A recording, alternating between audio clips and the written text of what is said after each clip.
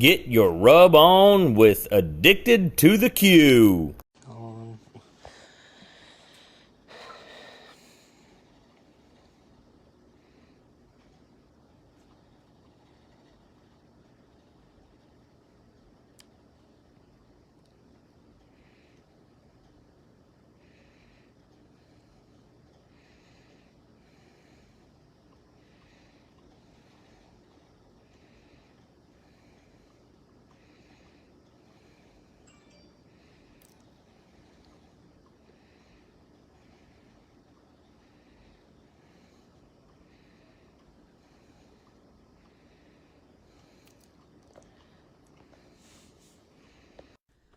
Walter Stumo McDowell from Stumps Smokers.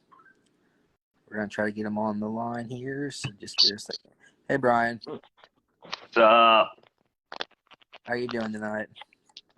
Trying to get work done and everything else going. Figure out where to put my camera.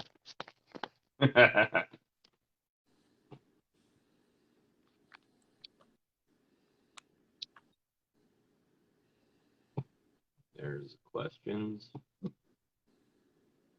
Just in case. I messaged him earlier today and gave him the lowdowns. Hopefully we'll get all the kinks worked out.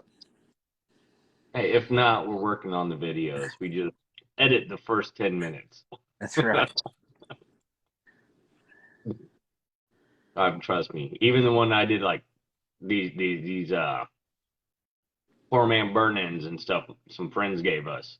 I'm like, maybe I just cut that out. Maybe I just cut that out.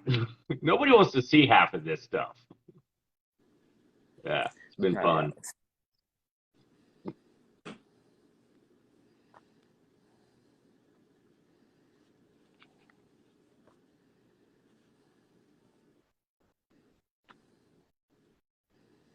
got any big plans for Labor Day? Work around the house.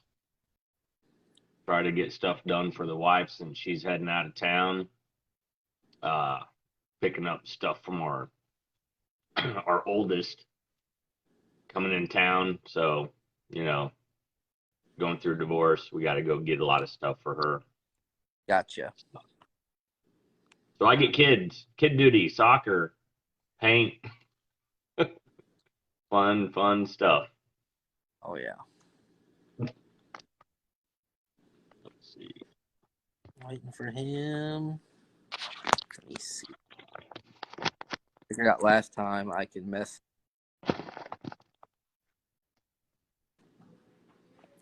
There he is.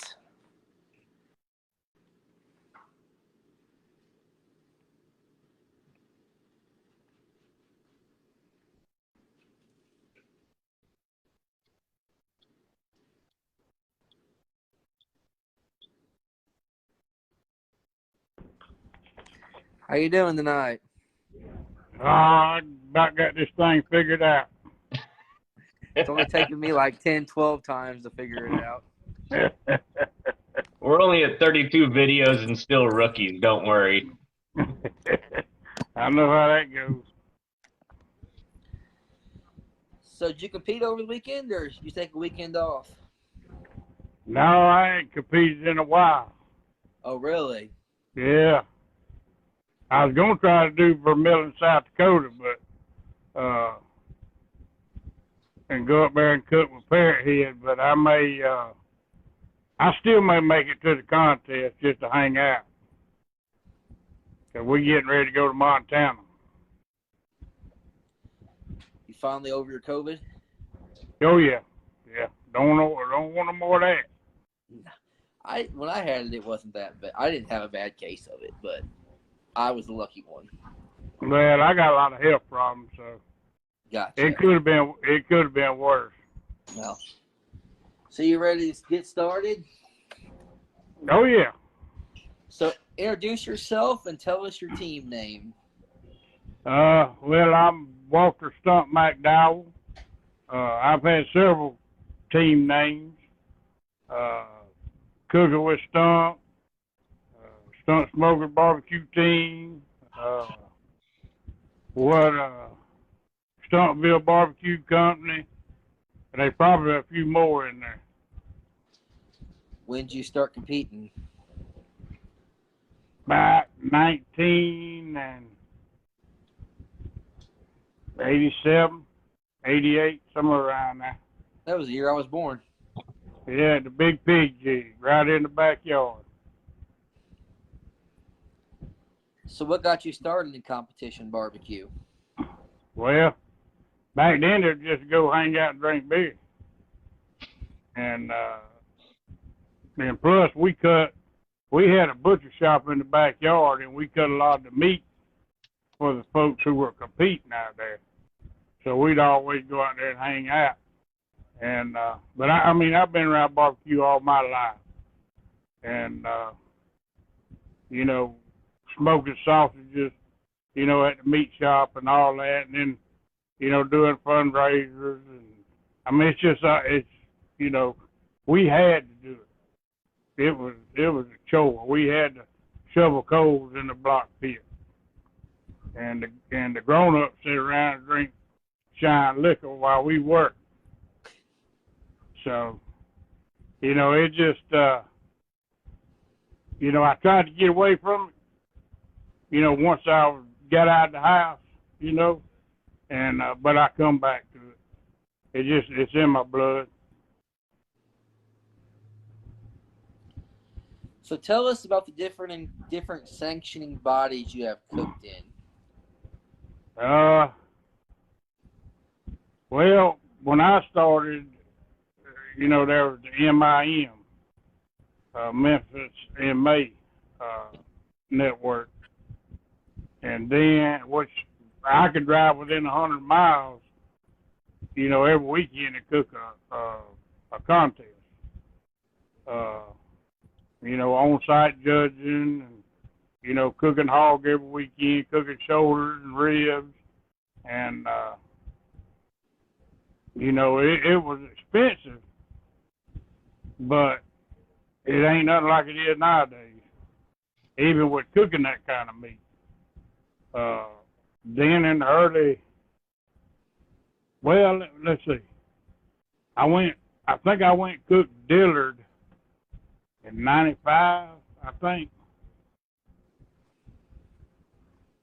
That was the first KCBS, was in Dillard, I think. And then the FBA was taking hold in the early 2000s. And then when it started up, you know, it was blind box, no garnish. So, you know, that was the way to go right there. And, you know, no on-site judging and having to cook all that meat. And, you know,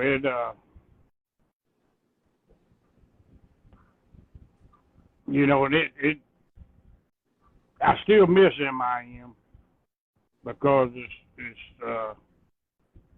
it's where my roots are. And I think those of us that cooked, you know, MIM back in the day, because we did have to send a blind box in for the blind judging, and we also got to see the reaction on the judge's face. So it sort of gives us you know, we can sort of tell what's going on behind the scenes. And I think that's the reason we do so well. And you know, but now, I mean, it's a different world out there now. You know, you know, I've had folks come to my barbecue classes, and you know, they out there winning a trophy, and it took me years to learn how to win and get a trophy. Because back then we weren't even injected. First time we see somebody inject apple juice into a shoulder, we laughed at him. But then he won, so all of us were injecting apple juice the next weekend. So it's been a long ride, and I've seen a lot. I've seen a lot of folks come into the sport and grow. I've helped a lot of them, and I've also given them good equipment to win with too. So, back in my day, we was chunking wood or either shoveling coal. So which one? So Memphis and May, or MBN now, is your favorite sanctioning body to cook? Well, MIM's always going to be my favorite. I've cooked, like I said, KCBS, FBA, GBA, but there's nothing like cooking the MIM contest. And I'm not talking about cooking in Memphis, which I heard it's about to go away. But I'm talking about, back when I started, we cooked MIM contests like everybody cooks KCBS. And, it was, you had to win to get into Memphis and May. So you had to run the circuit if you wanted to get to Memphis. So it's, it was, you had to sell your product. It was a lot more involved. And you had to be, daggum sure you had a good product. So it, nowadays, you can, I socialize too much on Friday night, and I've got up at 3:30 in the morning, and my meat was still in the cooler, and I've had 2 top 10 calls. So you can win it in the box. You don't have to do all that stuff. You can win it in the box. Now, MIM, you can't do that. It's just not there. So it's, but all of them's fun. I love to go up north in the Midwest to cook KCBS. Shannon, Illinois used to be one of my favorite contests, and I wish I could have cooked it more. But and there's a lot less politics up there too. I've heard Memphis in May, the actual world championship, is really expensive to cook and to get into. Oh yeah. I could never break away from the shop. I had 2 invites to America Roll, and I just couldn't get away from the shop because I had too much going on. And I went to the Jack twice, not me cooking, but I went up there with Parrot Head twice, I think. And but it was hard for me to cook and try to get all these cookers out. But that's the reason I got into cooking business, is to support my habit. Isn't the Florida Barbecue Association, isn't that one the hour between turn-ins? Is that the case? Yeah. And it, a lot of folks like it. I like the 30 minutes because I'm bam, bam, bam, and then I'm done. GBA,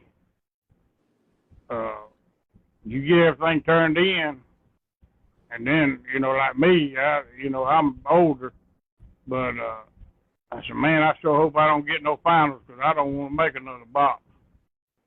And so, but KCBS, I've won more money with KCBS than I have with any of them.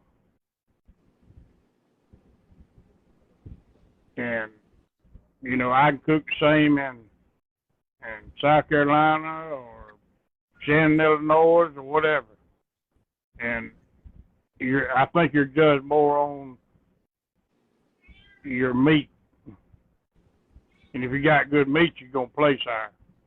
Around here is how much sugar you can put on that meat. Yep. But, when I do go out of Georgia and cook KCBS, I bring that sugar way down.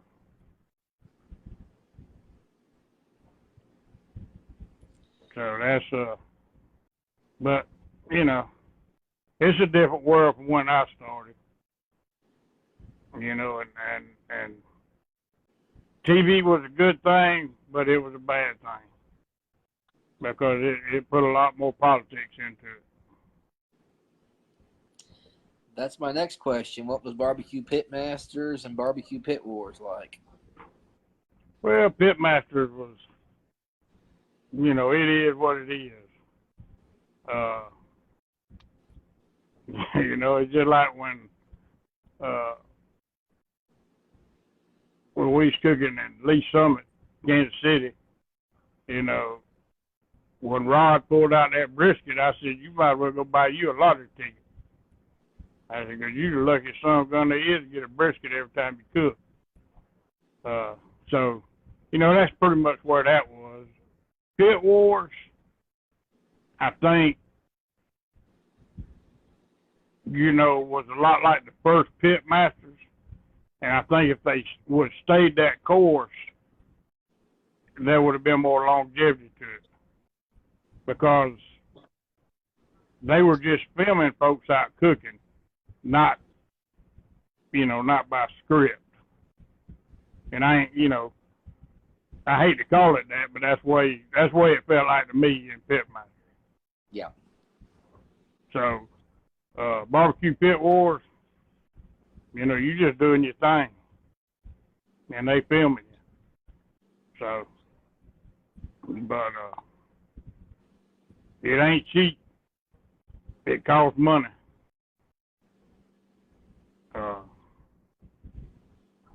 And we were doing a run. Me and my wife were doing a run for the GBA points that year, and doing the filming at the same time, and it was just too much. I think we had three more contests for that season, and we've been team of the year. But I stepped away. I'll just give out.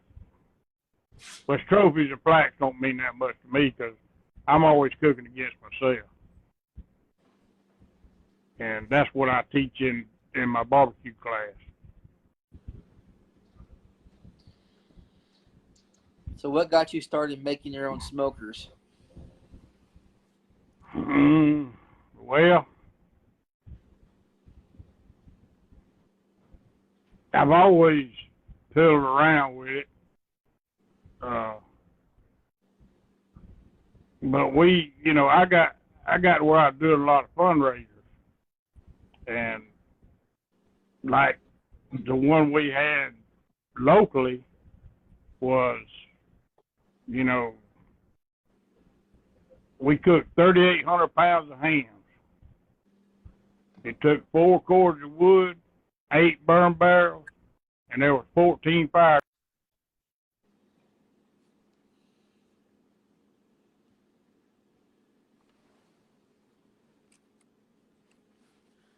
We lose him. I think we lost him. Let me see if I can add him back. Todd, how many contests have you cooked in your career? Let me see if he's.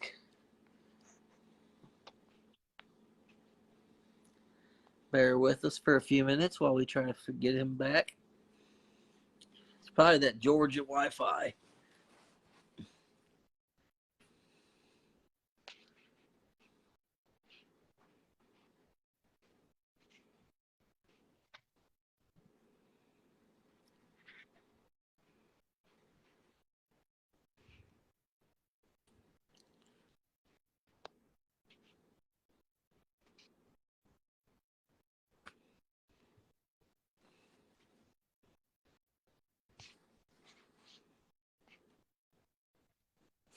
All right, come on.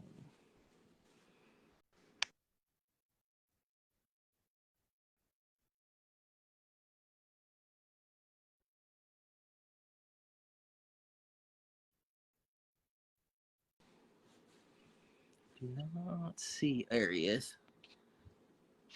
Says he's here. Oh, you're welcome, Darren. There, Walter Stumo McDowell.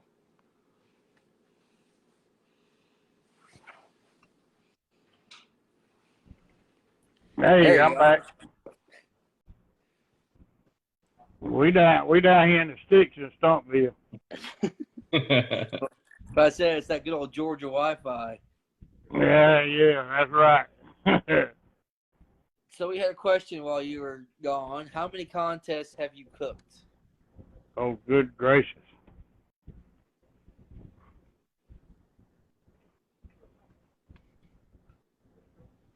A bunch of them. I mean, hell, I saw, well, about, I think 15 was about the last year, but I mean,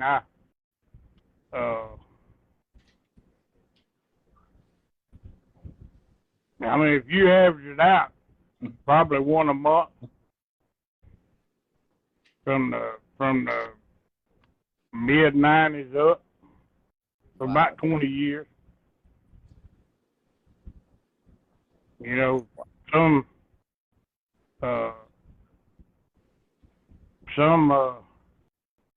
you know, a couple of times I tried to run the points in the FBA.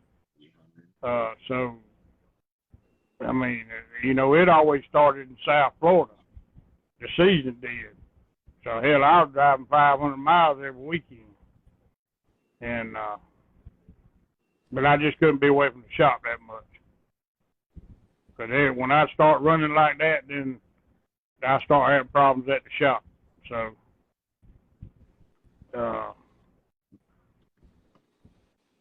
you know, I still miss it. Usually on Friday, but then when I wake up Saturday morning, I say, I'm so glad I ain't cooking no more. So, but I'm gonna get out and do one or two here. I think before we got cut off, you were talking about why you guys started making your smokers. Well, yeah. So, getting back to that long pit, we roll those wheelbarrows with that coal in there and put in every one of them fire doors every 45 minutes for 24 hours. Well, you do that a couple of times, you get to thinking, so there's got to be an easier way. Well, backwoods was just coming out. They were holding their ball game back in the day. I mean, they were something back then. But, I mean, they wasn't nice as they are now. Backwood is a good smoker.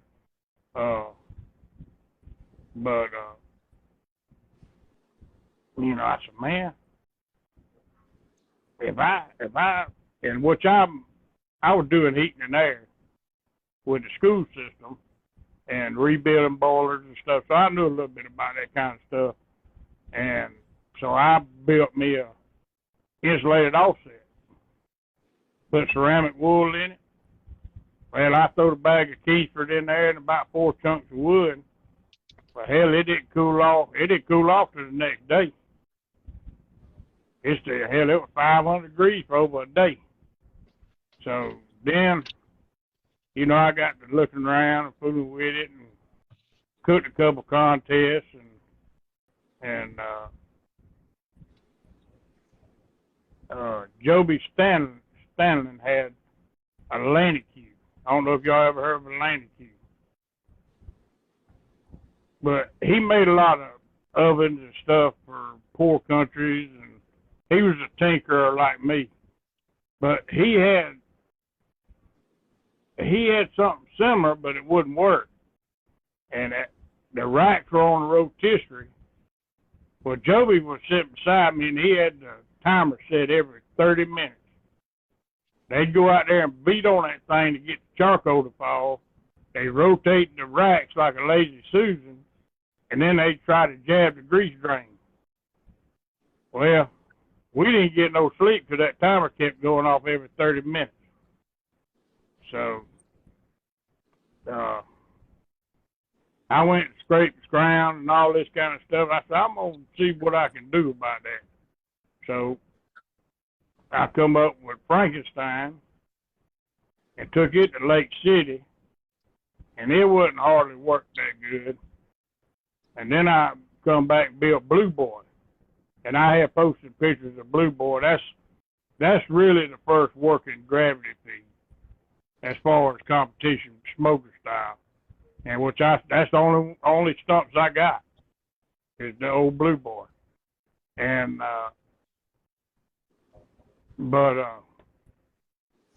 and then after that, you know, it was on. I mean, it went from being laughed at and I'd never sell one to building 100 a month. I mean, it was too much for me. You know, I started out building to do custom stuff, just build what I want to build. And because I had a damn good job in the school system, and I give all it up for barbecue, and which I'd do it again probably. But you know, it's nice when you can just build something and see it work. And then, I mean, you look at all the cookers I've sold; it's well over 10,000. Look at all the champions. Mm-hmm. And you know, and I feel like that I give a little bit to the sport. You see what I'm saying? Yeah. But I've had boys come pick up a cooker on Monday, and then hell, they call me Saturday and they don't want grand champion. They ain't had a cooker but a week. And but it took a toll. I mean, you know, trying to get all that done and then run around and cook contests on the weekend, and you know, it gets to the point that it ain't no fun.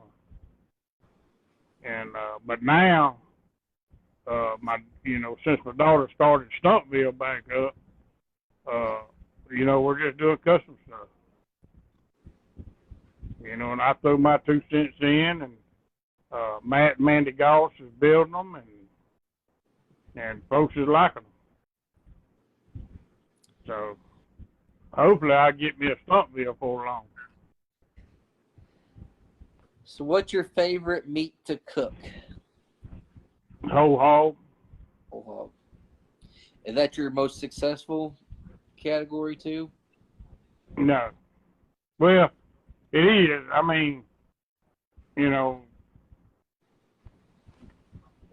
mine he started about a year before me on the road. But he won his first grand in Hawkinsville, Georgia. I won my first shoulder trophy at that contest. So he cooked a lot more contests than I did because I fell into building smokers. And plus I wasn't making about $5.20-something an hour back then, maybe $5. But you know, I fell into building smokers to support my habit, and mine was just running. And he done good. I mean, he earned to be where he's at. Because those roads are hard. And I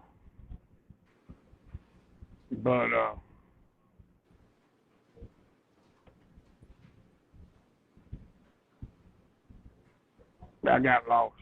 I got to think about something else. I got to think about when I said Myron, we cooked that big contest in Little Rock, Arkansas, and me and him was going to tag team back home. Well, I had the old Dodge truck, and it went in limp mode. And he come flying by me, and I ain't seen him until I got back into town. He ain't even stopped to help me. Oh.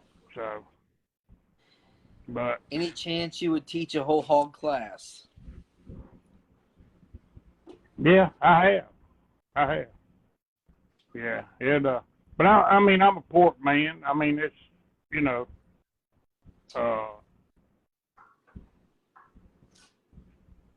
you know, and I can sit home for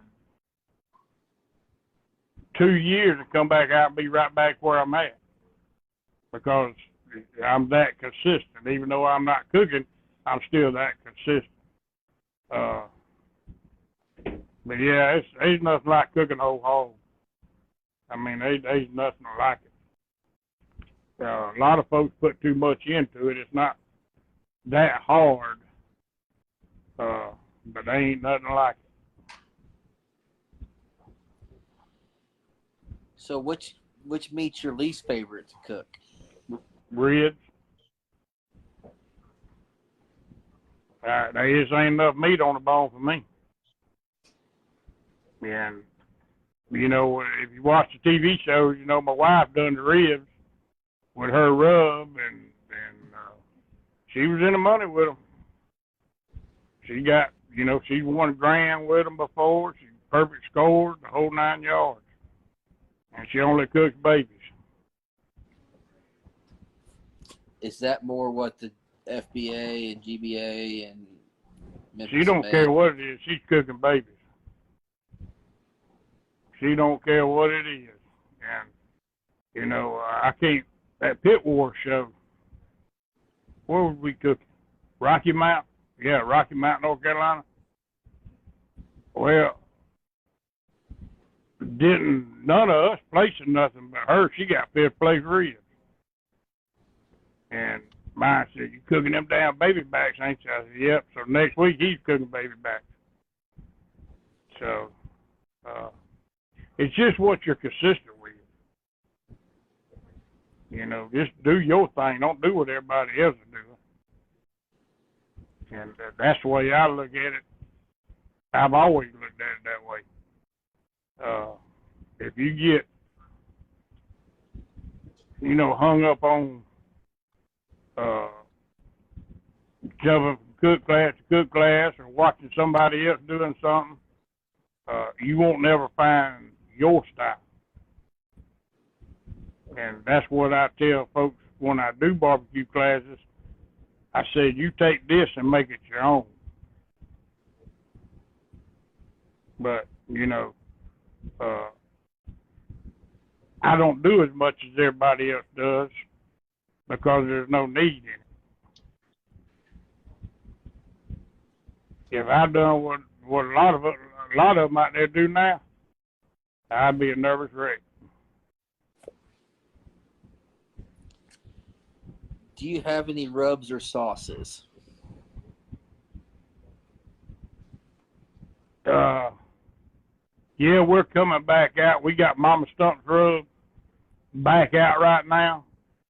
I mean, that when my wife come out with that rub, it, you know, I had a couple perfect scores on it. She's had perfect scores, grands, and a lot of the other folks that used it are the same way.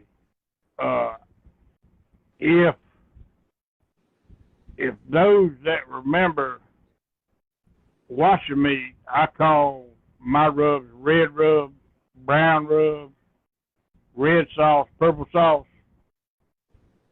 All that's finna come out. Bradley Colt. Oh, go ahead.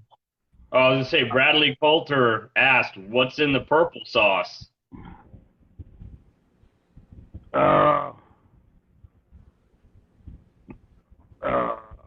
There's little clam juice in there.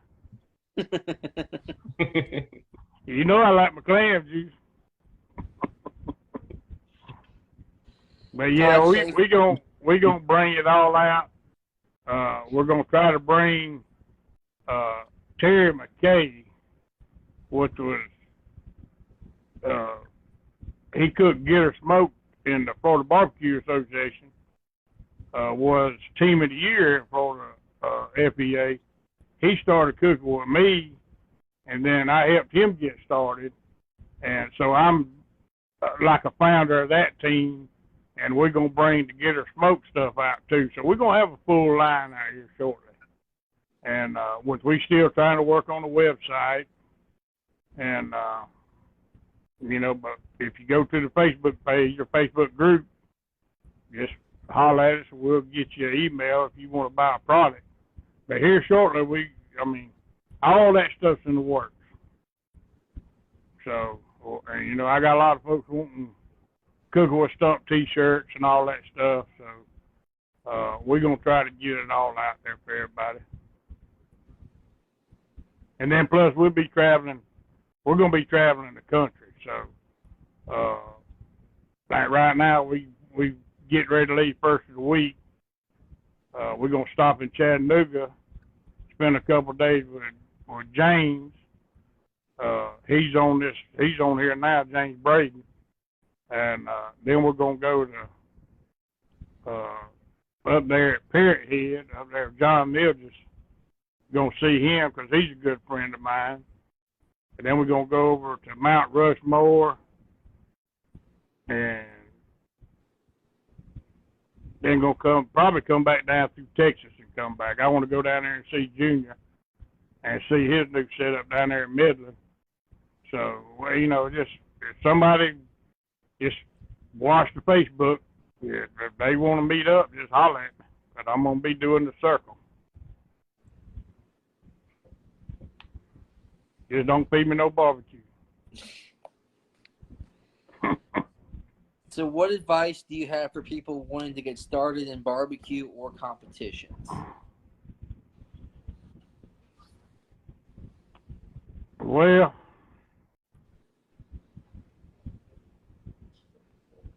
$20 years ago, I would say practice. Because there was no barbecue schools back then. But as far as competition barbecue, you know, I held an event. I held two of them. And folks want me to organize it, but I don't do that no more. But I had open book barbecue contests. You know, everybody put the meat in the box the same way. Everybody come in there and watch the judging. Everything was open book. And if there was more of that, you know, I feel you get your money's worth in the barbecue contest. These days, you know, I've seen every trick in the book that goes on these contests. And, you know, because I've been around it that long. And I've been stuck several times. And, you know, it just, I don't think it's a good return on investment these days. If you want to cook barbecue, cook your backyard events, have fun, keep that money in your pocket. Because if you ever get that $4 trophy, before it's over with, you're going to be done spending $100,000. But Yep. Those, and you see a lot of folks that used to cook and are good cooks, they're just catering now. You know, they're cooking. And to those folks that, and I talk to a lot of them, because I still help a lot of folks. When you're out there feeding somebody, if you feed them a sandwich today, a year later, that sandwich needs to taste the same way. And if you don't do that, then you're not going to make it in the barbecue business. And that also goes back to being consistent when you're cooking in the contest. And don't, folks call me all the time. They just right there at the edge of getting that, getting in the money. And the number one thing I find out is they got 500 things in the cook trailer. You just take what you're going to use. Don't put that extra stuff in there. And if you do that, you'll be in the money. Plus a little clam juice. Little clam juice.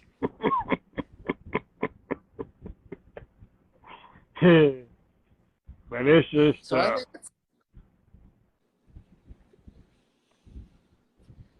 I don't know where. all I've got. If anybody else has any questions, I don't know where barbecue's going as far as contests. Because back when I started, it was ground level going up. And to me, it done the same thing NASCAR did. It went up and it come back down. And I seen that, before, I had my accident, and broke my back in 2010 and sold the business, I seen it then. I seen it on the downturn then. And when the TV shows come out, that was sort of the last leg. And, you know, as far as smokers go, you know, the market's flooded. You know, the smoker business is just slap flooded. You know, Stumpville is, you know, just custom. It's onesie, twosies, you know, just whatever. But you know, now you got, you know, I was in Lowe's here a while back, and I just glanced at one of those Masterbuilt Gravity Feeds, and the guy was sitting there telling me, said, man, you ought to get one of them. I said, sure enough. I said, I ain't never used no gravity smoker before. But, you know, a lot of folks say, man, you ought to patent this and patent that. Well, you can't patent the concept. Because I did look into that. You can't, you know, and just like Backwoods, he got a patent. How many water cookers you see out there now? You know, and my lawyers told me way back then, put your money in your name. And, but, you know, to me, the nicest pit that was out there when I started and what I sort of modeled myself after, as far as quality, was Jedmaster. I don't know if y'all remember Jedmaster, but they were top-notch pit back in the day.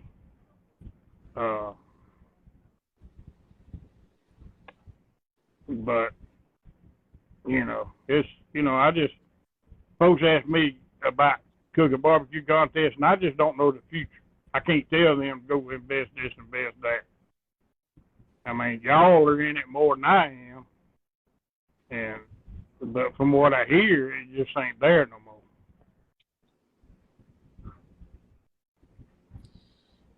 Todd Schaefer asks, what do you think about drum smokers? Well, I'm going to tell you something. My favorite smoker that I own is an Oklahoma Joe Bronco Pro. I do have a pit barrel coming. I built some similar to it. You know, I called it the silo. Square box cooker with a basket in the bottom, but for the money, you know, I had a Bronco Junior and I sold it and got the Bronco Pro. Matter of fact, I got two of them. If I ever went and cooked a contest, I'm going to have two pros with me. Because that's by far, to me, the best thing on the market as far as store-bought cookers. As far as, you know, all the other stuff out there, you know, I've been around it, but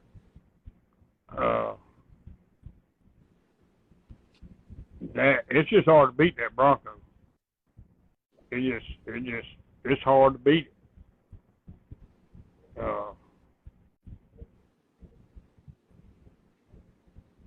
And then I only use B&B charcoal. I use the orange bag, red bag, orange bag, something.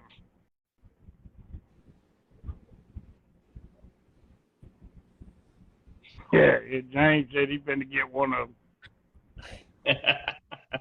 But it's, you know, it's one of the first trophies I won was on a new Broncos from Kmart, and I turned it into a reverse flow. So, I mean, all these cookers like mine are fine, but I mean, you can go to the store and get a cooker and go out there and win. Especially with these pellet cookers out there nowadays. But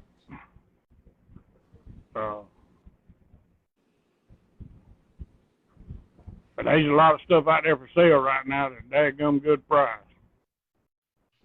Nope. But it's You know, I think,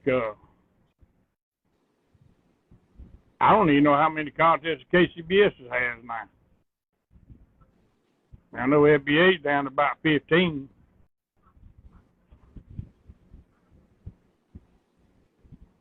They're definitely dwindling, that's for sure. Yeah, but it's, yeah, maybe I think Vermilion's September the 10th. Maybe we get that way by the 10th, because I'd like to see all them boys up there. I'm still going to stop in Sioux Falls. Darren said he just walked with a homemade drum. That's what I cook on, is homemade drums. Yeah, well, when I cooked on homemade drums, they were horizontal. They wasn't vertical.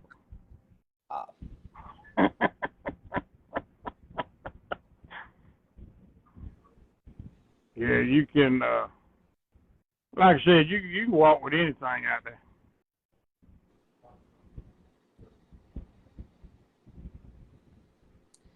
Anybody else have anything before we say goodbye?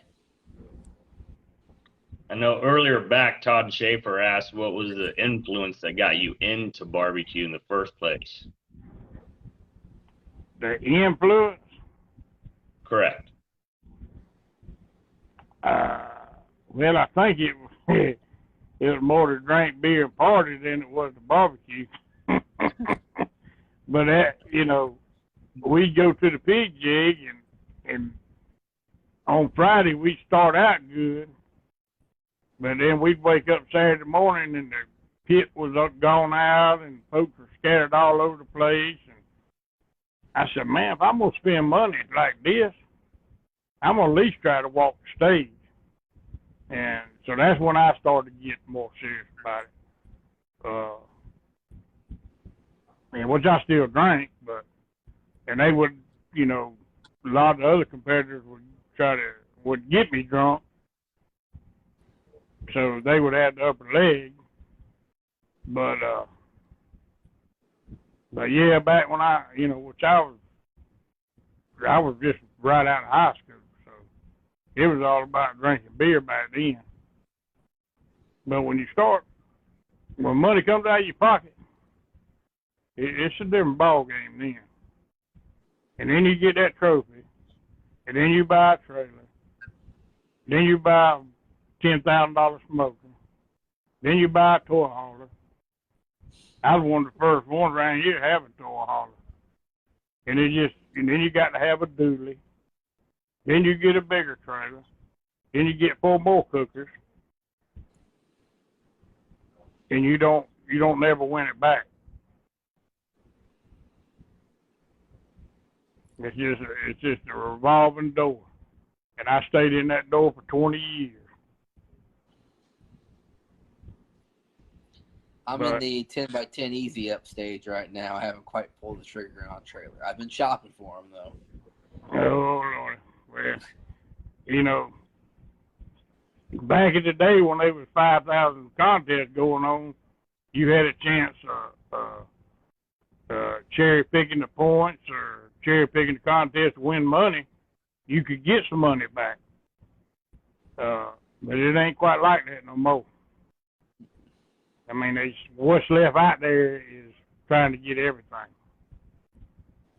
And, yeah, when I started back, after I broke my back, in the first GBA contest I cooked, I had 2 barred Walmart Easy Ups. I had a 99 Chevy Suburban, and I had that double stick trailer that I had on the first pit match show in Staten Island, and it was snowing down there in Plains, Georgia, and I walked 3 times. It was a GBA contest, and I won that contest. But I was so cold, we bought a little $10 ceramic heater and stuck in that Suburban trying to stay warm. And they started bringing them papers back, and I said, man, I don't want no papers. I'm ready to go home. It's too damn cold out here for this. But I cooked 8 contests like that. And I think I won 4 grands in the reserve. So it ain't the size of the boat that's gonna catch more fish. That's what my granddaddy always told me. So, and Perry Head, I sold him 3 or 4 trailers and all kind of stuff, and he always winds up cooking out easier. If you do that, you're gonna be money ahead. Darren asked, what do you think about SCA?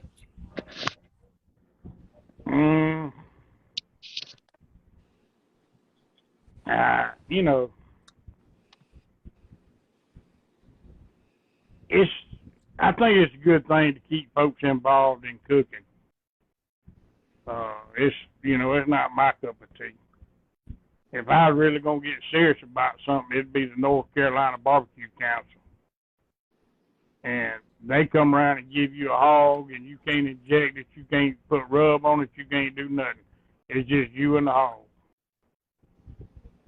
And I done that with when I done the Swamp Logger show.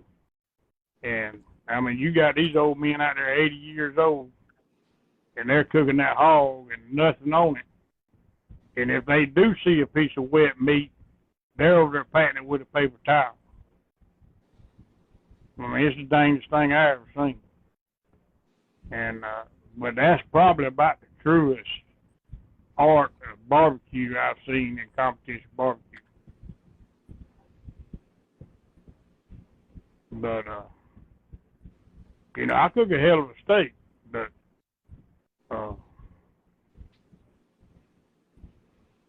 I don't know. It'd be about like cooking ribs. There just ain't enough meat for me.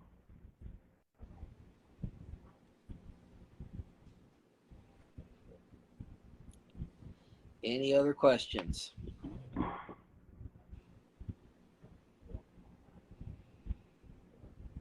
Going once. Going twice. Well, thank you for coming on here. All right, brother. Like I said, just be on the lookout. I'll be traveling across the United States. I will be back in Georgia to vote in November, but